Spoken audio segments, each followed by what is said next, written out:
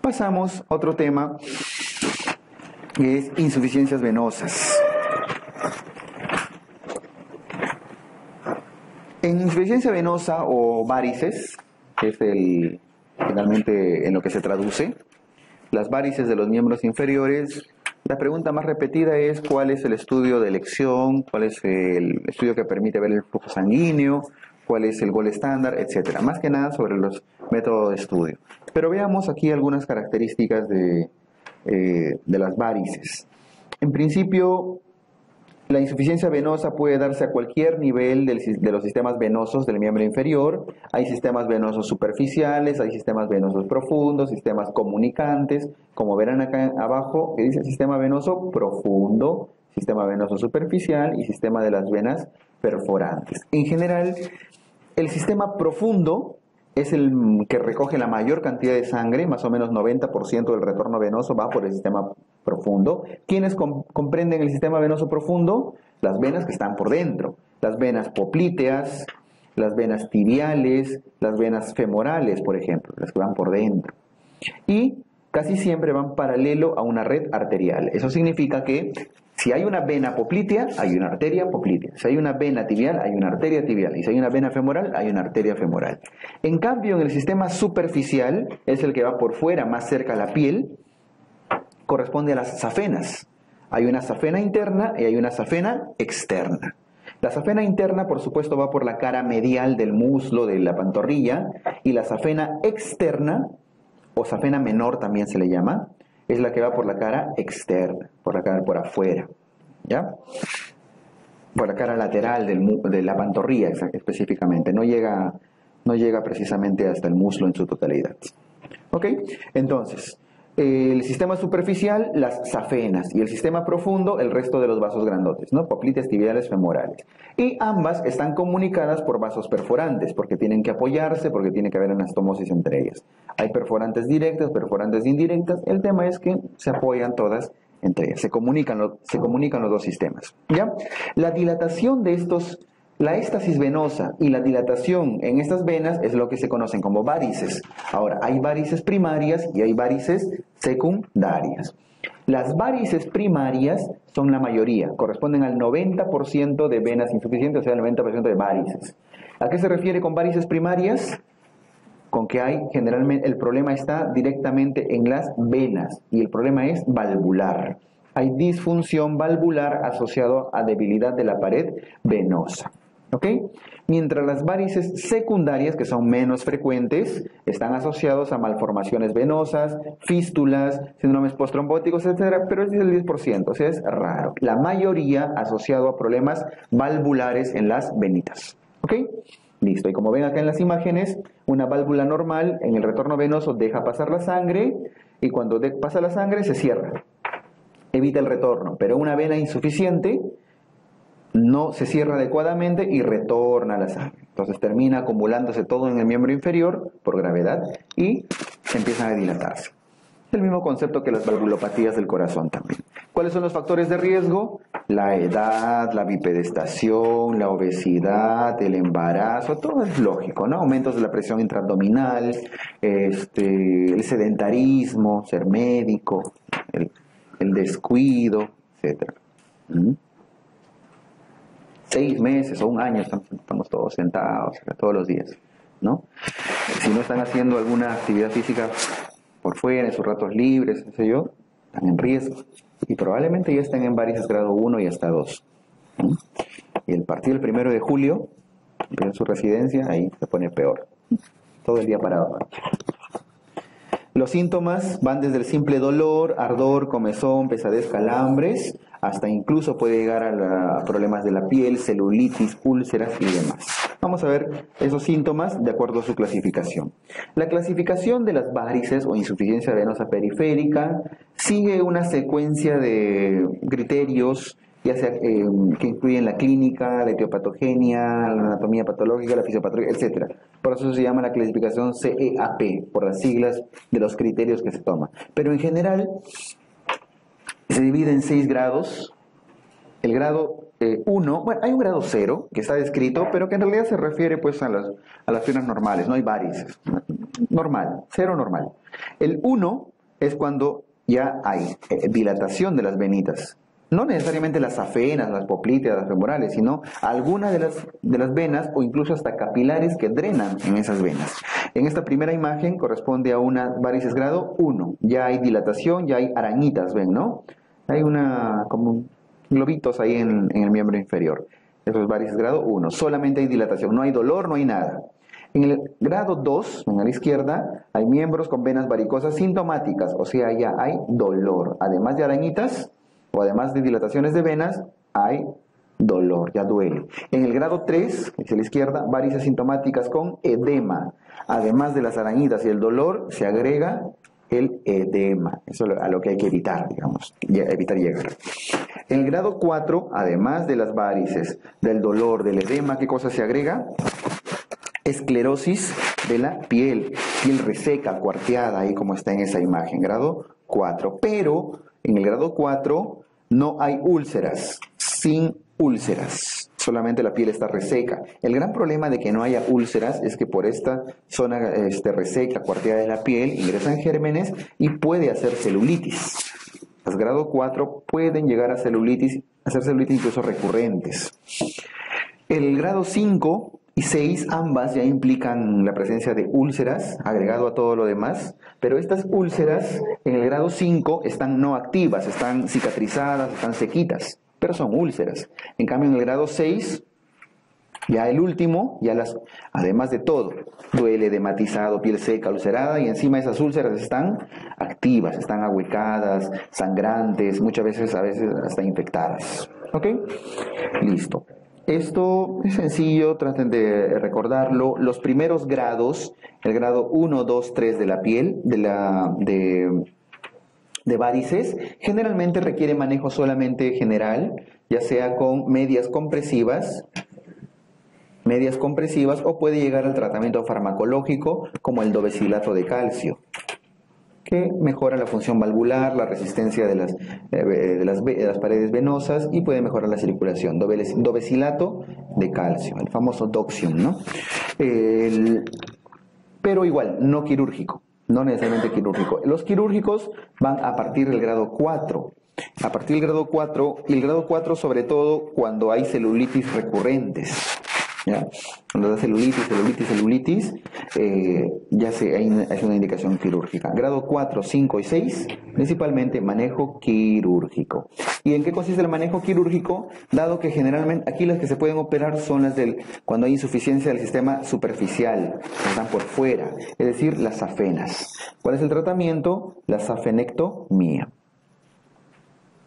Ya sea sacarla para hacerle un lavado por dentro, limpiar los trombos y demás, o en todo caso la extirpación total, lo cual pues ya es de alto riesgo, ¿no? Porque ya solamente se quedan con el drenaje profundo, con el sistema profundo como drenaje venoso. Pero bueno, la cirugía está reservada para los grados avanzados de varices. A eso evidentemente no hay que llegar. Usen sus medias desde ahora. Usen sus medias compresivas, de verdad. Si vienen a clases y están sentados 4 horas, se van a sus guardias, qué sé yo, deben usar sus medias desde tempranito. Si no, rapidito van a avanzar. ¿Ya? Muy bien. Los estudios clínicos para diagnosticar y confirmar una insuficiencia venosa son estos de acá: Schwartz, Brody-Trendelenburg, la maniobra de Perthes, la maniobra de Homans y demás. Schwartz y Trendelenburg ya prácticamente no se hacen y ni siquiera se preguntan prácticamente, porque ambos, tanto Schwartz como Trendelenburg, determinan básicamente patologías de las safenas, o sea, patología superficial. Y sobre todo ambas tienen mucho más utilidad cuando hay insuficiencia, en Trendelenburg dice safenofemoral. Y esa es precisamente una de las zonas que mejor puede ser detectada por el ecodoppler. ¿Ya? Entonces, ya desde que se hacen ecodopplers, Trendelenburg y Schwartz ya prácticamente han quedado en el olvido. Por si acaso lo recordamos, Schwartz básicamente determina una insuficiencia valvular, pero sobre todo a nivel del sistema superficial, o sea, a nivel de las safenitas, incluyendo el callado de la safena y demás. Trendelenburg, igualito, también a nivel superficial, pero específicamente en la parte más superior, en la unión con la vena femoral, que es la unión safeno-femoral. O sea, tanto Schwartz como Trendelenburg están muy relacionados al sistema superficial, a las safenas, y han sido reemplazados prácticamente en su totalidad por el Doppler, que ahorita vamos a mencionar. ¿Ya? Entonces, simplemente acuérdense para qué es. Ahora, Perthes todavía tiene su utilidad, y tiene mucha utilidad porque funciona, es bastante útil, de una alta sensibilidad, y por eso lo siguen preguntando. La maniobra de Perthes, ¿en qué consiste? Vean la primera imagen, primero se hace una ligadura, se amarra por encima de la rodilla, ligadura supracondílea, ¿no? Por encima de la rodilla. Se amarran por encima de la rodilla, están las venitas por abajo, no precisamente dilatadas, se espera, se le pide al paciente que camine por 30 minutos caminando, amarradito, y después de 30 minutos se evalúan las pantorrillas, se evalúa el miembro inferior y se ve cómo están muy dilatadas las venitas, ¿ya? Entonces, ¿qué significa esto? Al haber amarrado por encima, al haber ligado, para hablar correctamente, al haber hecho ligadura por encima de los cóndilos del fémur, ¿qué están bloqueando? El sistema superficial, ¿no es cierto? Lo que está afuerita. Entonces, ¿quién debería compensar bien? El sistema profundo. Entonces, si amarran y empiezan a aparecer varices, es porque el sistema profundo no está compensando correctamente el drenaje venoso. Entonces, ¿en qué se traduce eso? Insuficiencia venosa del sistema profundo. Ahora, eso es lo más probable. ¿Podría ser también del sistema comunicante? Sí, que los comunicantes no están llevando sangre al sistema profundo y por eso se dilata. Puede ser también del profundo, del sistema comunicante o perforante. Pero clásicamente se ha determinado que es mucho más específico para el sistema profundo. ¿Ya? Eso todavía lo preguntan. El signo de Homans también tiene cierta utilidad. El signo de Homans lo que evalúa es el dolor en las pantorrillas, cuando el examinador coge el miembro inferior de esa manera y con los deditos presiona a nivel de las pantorrillas y genera dolor. Eso significa que hay problemas a nivel tibial, a nivel de la tibia posterior, a nivel de la vena, a nivel de la vena tibial posterior. Puede estar trombosada, puede estar con éstasis venosa y genera distendida, y eso genera dolor. Entonces el Homans positivo, patología tibial posterior, ¿ya? Perthes, sistema profundo. Schwartz, sistema superficial. Brody Trendelenburg, de la unión safeno-femoral. Y hay uno más que falta acá, la maniobra de Pratt. La maniobra de Pratt, que era para los vasos comunicantes o perforantes. Ninguno de los tres de arriba ha sido preguntado en los últimos 20 años por lo menos. ¿Ya? Perthes sí a cada rato. Ahora, todo esto ha sido reemplazado por los estudios de imágenes. La ecografía es útil, se hacían pletismografías, angiografías, venografías y demás. De todos estos, los que han quedado en utilidad, con alta utilidad todavía, es la ecografía, Doppler, por supuesto, y la flebografía, que aquí dice veno, pero es, los otros acá en nuestro país lo conocemos más como flebografía, ¿ya? Ambos son de alta utilidad, son muy precisos. De hecho, el gold estándar es la flebografía. Es el que les puede dibujar todo el árbol venoso, todito, hasta los vasos más pequeñitos, y les va a determinar dónde hay dilataciones, dónde hay éstasis y demás. La flebografía todavía sigue siendo el gold estándar. Pero no se hace porque es muy invasivo, hay que inyectar contraste en diferentes zonas para que pueda ser bastante bien hecho. Por lo tanto, el que se realiza es la ecografía Doppler, el ecodoppler. Y la ecografía Doppler no logra identificar todas las venas, sobre todo las muy delgadas no las va a poder identificar. Es operador dependiente y todo lo demás, pero tiene la gran ventaja de que puede determinar cuál es el flujo sanguíneo, ¿ya? Y sobre todo va a poder identificar los trombos, flujo sanguíneo y presencia de trombos. Ahora, ¿dónde se pueden acumular los trombos peligrosamente y cuando están ahí son muy peligrosos? A nivel de la zona proximal, en la zona femoral sobre todo. Entonces, afortunadamente es de alta utilidad para identificar trombos, sobre todo en las venas proximales, que son precisamente las más peligrosas, como vamos a ver ahorita en trombosis venosa profunda. ¿Ya? Entonces, estudio, les vino en residentado el año pasado, el gol estándar de elección, el flebografía. Para ver el flujo, para ver trombos, la ecografía Doppler. ¿Ok? Listo. Ahora, a nivel profundo, la parte venosa no tanto, porque es un poco más delgada, pero a nivel profundo, popliteo, tibial, femoral y demás, esta éstasis venosa, esta insuficiencia puede generar trombos. Y estos trombos pueden viajar, dispararse hacia la vena cava y llegar al pulmón, trayendo pues todas las complicaciones respiratorias que probablemente hayan hecho. Entonces, los tromboembolismos pulmonares. Entonces, el gran riesgo de la insuficiencia venosa, sobre todo a nivel profundo, es que genere trombosis venosa en el sistema profundo. Y eso es lo que vamos a realizar, la trombosis venosa profunda. ¿Ya? La trombosis venosa profunda se da en diferentes venas, pero vamos a ver esquematizar acá.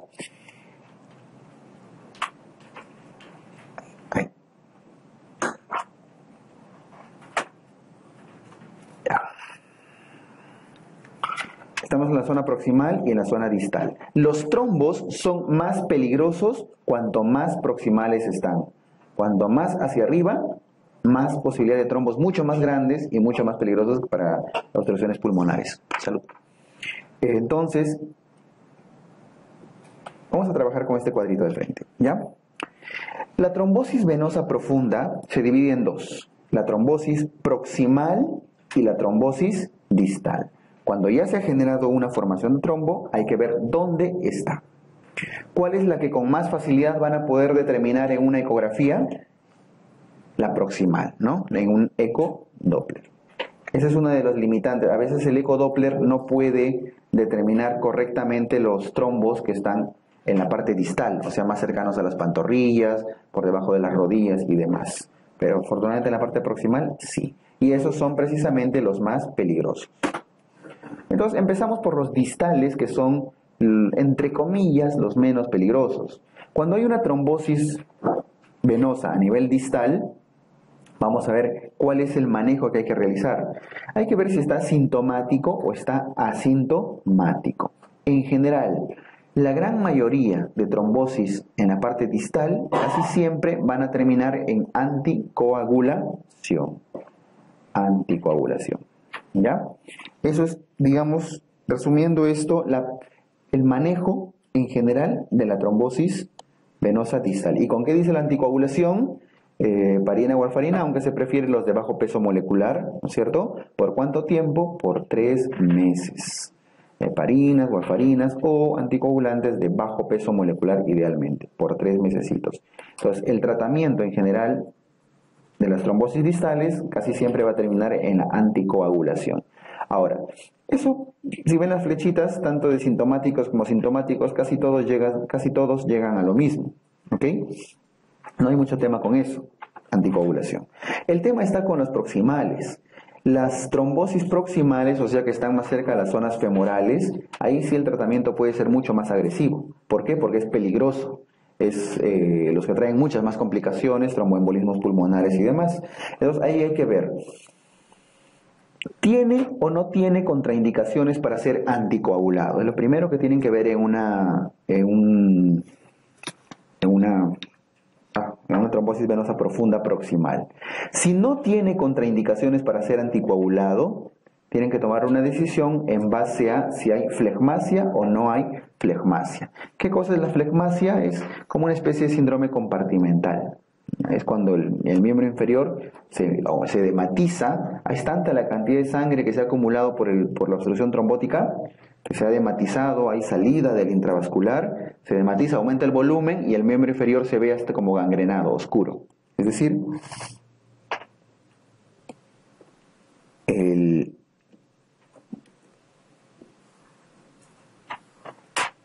la arteria y su vena.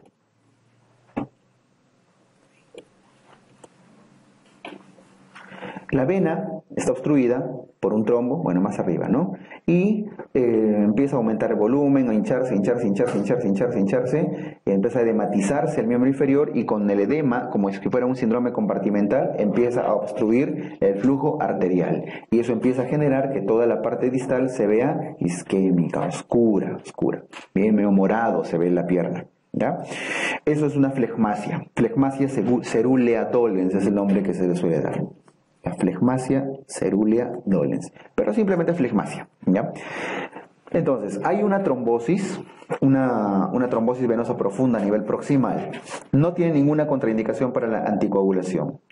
No tiene flegmasia, ¿qué hay que hacer? Anticoagular. Listo, no hay problema. Pero si tiene flegmasia, está en una situación muy delicada. ¿Por qué? Porque está a punto de perder la pierna. Si es que la isquemia continúa y llega a una necrosis, puede terminar generando algún tipo de amputación. Por lo tanto, no van a confiarle a los anticoagulantes esto, ¿no es cierto? Tienen que deshacer el trombo. Por lo tanto, si es que hay flegmasia, tienen que usar trombolíticos o trombectomía. Incluso considerar la posibilidad de una cirugía para sacar el trombo y pueda desobstruirse el vaso.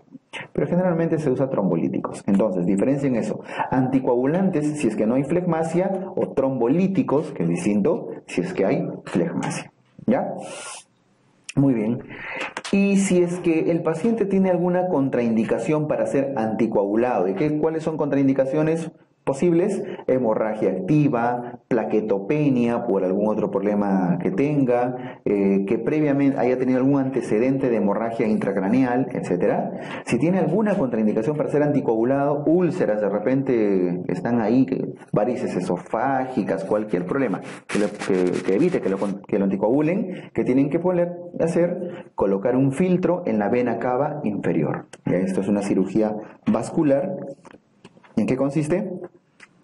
Esta es la cava se divide en la cilíaca, los troncos ilíacos, cada uno de los troncos ilíacos se divide en una ilíaca externa, en una ilíaca interna, y la ilíaca externa es la que se convierte en la vena femoral, ¿cierto?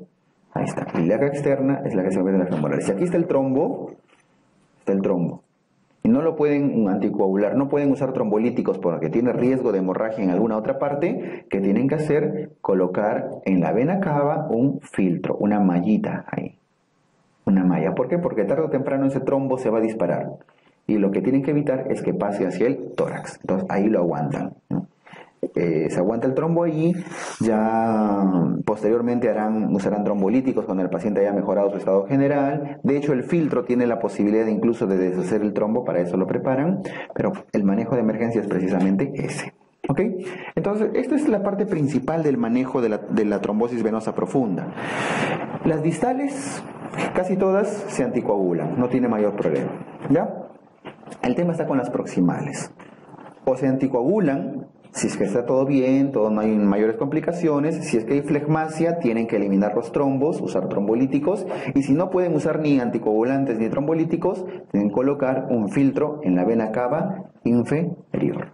¿Ok? Una vez que la contraindicación de anticoagulación haya sido revertida, y hay que considerar iniciar anticoagulación, pues precisamente por más o menos 3 meses, que es lo que se indica, de heparina, warfarina o la indicación que la hematología vaya a dar. ¿Ya? Listo. Básicamente esta es la parte más importante del manejo de la trombosis venosa profunda. Ahora, si ya es recurrente y todo lo demás, ya tiene otro rollo de manejo. ¿Ok? Con eso nos quedamos en esta partecita de trombosis venosa profunda.